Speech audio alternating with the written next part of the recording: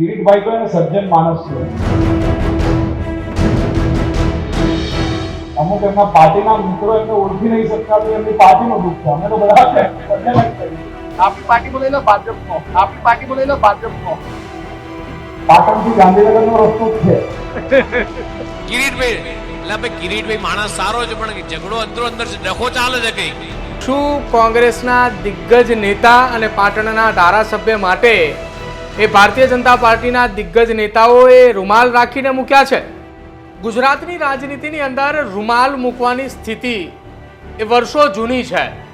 પહેલા CR પાટીલે અમરીશ ડેર માટે રૂમાલ રાખ્યો હોવાની ચર્ચા કરી અને હવે કિરીટ પટેલને લઈને ચર્ચાઓ શરૂ થઈ છે કે શું કોંગ્રેસના દિગ્ગજ નેતા અને પાટણના ધારાસભ્ય માટે એ ભારતીય જનતા પાર્ટીના દિગ્ગજ નેતાઓએ રૂમાલ રાખીને મૂક્યા છે?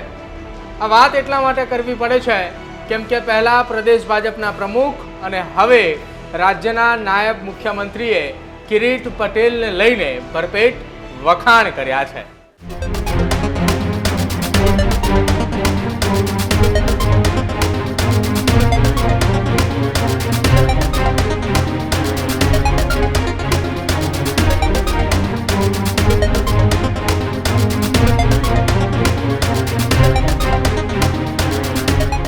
પાટણના ધારાસભ્ય કિરીટ પટેલ એ પહેલા નાયબ મુખ્યમંત્રી હર્ષ સંઘવીના ભણતર ઉપર જ્યારે સવાલ ઉઠ્યા હતા ત્યારે પણ તેઓએ કિરીટ પટેલ એ તેમના સમર્થનની અંદર આવીને નિવેદન આપ્યું હતું.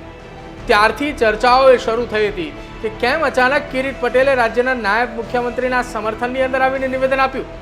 કેમ કે કિરીટ પટેલ તો હંમેશા એ વિરોધ પક્ષની ભૂમિકાની અંદર અને કોંગ્રેસના એવા નેતા છે કે જે ધારદાર પ્રવક્તા તરીકે હોય અથવા વિરોધ કરવાની ભૂમિકામાં હોય ત્યારે હંમેશા તે નિવેદન આપતા જોવા મળ્યા છે. આ તમામની વચ્ચે કિરીટ પટેલના સમર્થનની અંદર ગુજરાત પ્રદેશ ભાજપના અધ્યક્ષ જગદીશ વિશ્વકર્મા એ નિવેદન આપે છે કે જ્યારે તેઓ પાટણની મુલાકાતે જાય છે ને ત્યારે તેઓ વાત કરે છે કે કોંગ્રેસે આટલા વર્ષોમાં શું કર્યું એ કોંગ્રેસને પૂછજો, કિરીટ પટેલને નહીં. બસ આ જ વાતથી ચર્ચાઓ શરૂ થઈ કે શું ભાજપના નેતાઓ હવે કિરીટ પટેલ માટે રૂમાલ મુકતા થયા છે? કેમ કે હર્ષ સંઘવી એ પાટણની મુલાકાતે હતા, પાટણની અંદર વિકાસ કાર્યોની ભેટ આપવાની હતી, એ મંચ ઉપર કિરીટ પટેલ દેખાયા. આમ તો જ્યારે જ્યારે પણ ભારતીય જનતા પાર્ટીના રાજ્ય સરકારના મંત્રીઓ અથવા નેતાઓ એ કોઈ વિકાસના કામોની ભેટ આપવાની વાત કરે છે ત્યારે કદાચિત એ ક્યાંક એવી ભાગ્યે જ ઘટના બને છે કે કોંગ્રેસના નેતાઓ એ મંચ ઉપર હોય કે પછી વિરોધ પક્ષના નેતાઓ એ મંચ ઉપર હોય. પાટણમાં એવી ઘટના બની કે કિરીટ પટેલ એ મંચ ઉપર દેખાયા. બળવંતસિંહ રાજપૂત એ બેઠા હતા અને એની બરોબર બાજુની અંદર કિરીટ પટેલ બેઠા હતા અને બીજી તરફ રાજ્યના નાયબ મુખ્યમંત્રી હર્ષ સંઘવી હતા. જોકે જ્યારે બસ પોર્ટનું લોકાર્પણ થયું ત્યાં પણ કિરીટ પટેલ હાજર હતા. લોકાર્પણ બાદ બસ પોર્ટ પર પેસેન્જરો એટલે કે જનતાને બેસવા માટેના જે વ્યવસ્થાઓ કરવામાં આવી છે એ નાયબ મુખ્યમંત્રી હર્ષ સંઘવીએ બેસીને ચકાસી તો ખરા, પણ તેની સાથે સાથે કિરીટ પટેલ પણ ત્યાં બાજુમાં બેઠા હતા. બંને વચ્ચે ચર્ચાઓ પણ થઈ અને જાહેર મંચ ઉપરથી રાજ્યના નાયબ મુખ્યમંત્રીએ કિરીટ પટેલને એક સારા અને સજ્જન માણસ બતાવ્યા.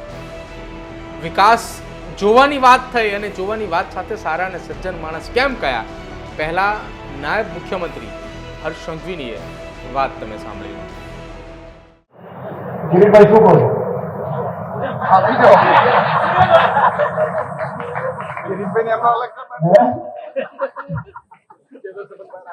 દેવ ભાઈબંધ છે, પાકા દેવ સાથે જ ચા પીએ છે, કોઈ વાતમાં નહીં આવતા કોઈ નહીં. જે બોલે બોલવા દેવાય, હા, જે બોલે બોલવા દેવાય.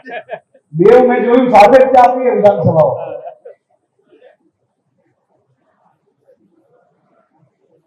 આમાં શું કિરીટભાઈ હા આમાં હા, હવે તૈયારી જ કરી લો, તૈયારી જ કરી લો.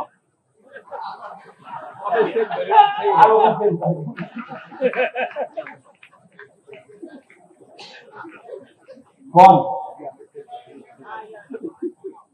કિરીટભાઈ તો એને સજ્જન માણસ છે. એટલે જ લઈ લઈએ. અમુક એમના પાર્ટીના મિત્રો એમને ઓળખી નહીં શકતા તો એમની પાર્ટીનું દુઃખ છે. અમે તો બધા સજ્જન જ કહીએ. તો આપણી પાર્ટી લઈ લો, હા, આપણી પાર્ટી લઈ લો. આપણી પાર્ટી બોલે લો ભાજપનો. પાટણથી ગાંધીનગરનો રસ્તો જ છે. ચાલો તો આપ સૌ લોકોને ખૂબ ખૂબ શુભકામનાઓ, ખૂબ ખૂબ આભાર. તો આ વાત હતી રાજ્યના નાયબ મુખ્યમંત્રી હર્ષ સંઘવીની. તેમણે કિરીટ પટેલને સારા અને સજ્જન માણસ ગણાવ્યા. ભૂતકાળની અંદર કિરીટ પટેલે રાજ્યના નાયબ મુખ્યમંત્રી હર્ષ સંઘવીની સામે જ્યારે વિધાનસભા સત્ર ચાલુ થયું એ દરમિયાન પણ અને એને પહેલા પણ જ્યારે તેમના ભણતરને લઈને સવાલ ઉઠતા હતા, એ સવાલ ઉઠાવનાર બીજું કોઈ જ નહીં પરંતુ તેમના જ રાજકીય પાર્ટીના નેતાઓ હતા. ત્યારે કિરીટ પટેલે હર્ષ સંઘવીના સમર્થનની અંદર આવીને નિવેદન આપ્યું હતું કે માણસનું ભણતર એ નક્કી ના કરી શકે કે માણસ શું છે અને માણસમાં કેટલી કાબિલિયત છે, કે માણસમાં કેટલી આવડત છે, એ માણસનું ભણતર નક્કી ના કરી શકે. અને ત્યારબાદ રાજ્યના ગુજરાત ભાજપના પ્રદેશ પ્રમુખ જગદીશ વિશ્વકર્માએ કિરીટ પટેલના સમર્થનની અંદર પાટણમાં નિવેદન આપ્યું. ત્યારબાદ હવે નાયબ મુખ્યમંત્રી હર્ષ સંઘવીએ પણ નિવેદન આપ્યું. આ તમામ નિવેદનો એ ભૂતકાળની યાદ કરાવે છે કે શું ખરેખર આ તમામ નેતાઓ એ ભૂતકાળની યાદ એટલા માટે કે ભૂતકાળમાં કોંગ્રેસના દિગ્ગજ નેતા એ અમરીશ ડેર માટે રૂમાલ મૂકવાની વાત હતી. શું આ પણ એ રૂમાલ મૂકવાની વાત છે? એમાં ભૂતકાળની અંદર અનેક એવી ચર્ચાઓ ચાલી કે આ સમાધાન અથવા તો આ પક્ષ પલટાની વાતો જે હતી એમાં માસ્ટર કાર્ડ એ માયાભાઈ આહિરનું હતું, કેમ કે તેઓ પણ ત્યાં જોવા મળ્યા હતા કે જ્યારે અમરીશ ડેરે ભારતીય જનતા પાર્ટીમાં જોડાયા ત્યારની વાત હતી.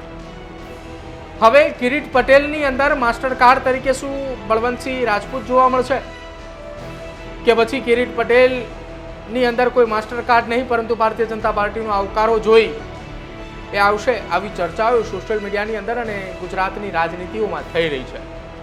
ત્યારે હવે જોવાનું રહેશે કે આ ચર્ચાઓની વચ્ચે કિરીટ પટેલનું શું નિવેદન આવે છે, કેમ કે અત્યાર સુધીની અંદર તેમને એકવાર સમર્થન આપ્યું તો સામે 2 વખત તેમના વખાણ થઈ ચૂક્યા છે. હવે જોવાનું રહેશે કે કઈ તરફથી કોના એ વખાણ એ રાજનીતિની અંદર થાય છે.